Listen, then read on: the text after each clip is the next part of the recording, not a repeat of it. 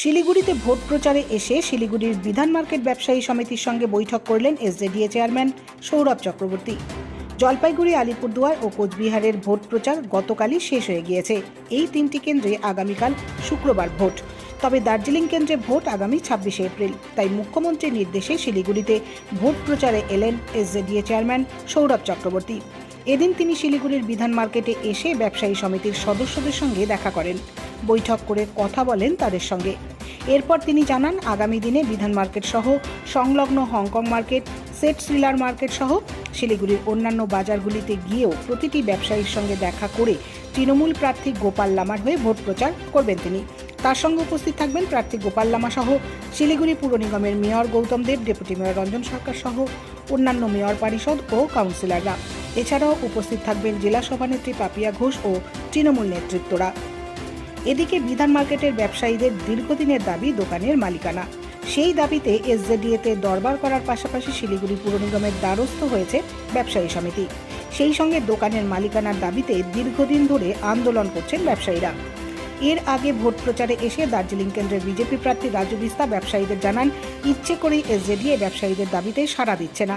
এদিন সৌরভ চক্রবর্তী জানান, ব্যবসায়ীদের দাবি সম্পর্কে মুখ্যমন্ত্রী ওয়াকিবহাল। তিনি আরও বলেন, জনতার মমতার প্রতি আস্থা আছে, কারণ মমতার গ্যারান্টি আছে, মোদির গ্যারান্টি নেই।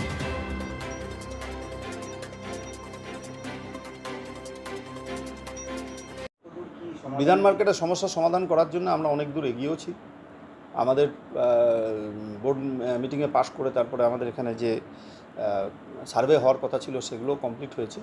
মাঝখানে ইলেকশন অ্যানাউন্স হয়েছে, 4 তারিখ অবধি এমসিসি লাগু আছে। কিছু কাজ আমাদের এমনিও চলছে, কিন্তু তার রেগুলার যে কাজগুলো সেগুলো ইলেকশনের পরে আমরা করতে পারবো সবটাই। এখন যেহেতু ইলেকশন চলছে, আমি সে কারণে কী করবো বা কী করতে পারবো না সেটা ডাইরেক্টলি বলতে পারবো না। ঠিক আছে, এটা আমাদের model code of conduct violation হয়ে যাবে। কিন্তু ওনাদের যে বিষয়গুলো আছে সেই বিষয়গুলোতে মুখ্যমন্ত্রী অবহিত আছেন, এবং আমাদের যিনি মন্ত্রী আছেন মাননীয় ববি হাকিম, তিনিও জানেন, অভিষেক বন্দ্যোপাধ্যায়ও জানেন, এবং ওনাদের সাথেও কিন্তু বিভিন্ন লেভেলে তাদের যোগাযোগ হচ্ছে। ঠিক আছে, সাংসদ বলছেন যে ইচ্ছা করলেই এই সমাধানটা আপনারা করতে পারেন, ইচ্ছা করেই আপনারা ডিলেভাবে রেখেছেন। রাজু বিস্তা কয়েকদিন আগেই এখানে বিধান মার্কেটে এই কথাটি তিনি বলেছেন। দেখুন, উনি এখন ইলেকশনে দাঁড়িয়েছেন, উনি তো অনেক ওনার মতন করে বলবেন, আমরা আমাদের মতন করে বলবো।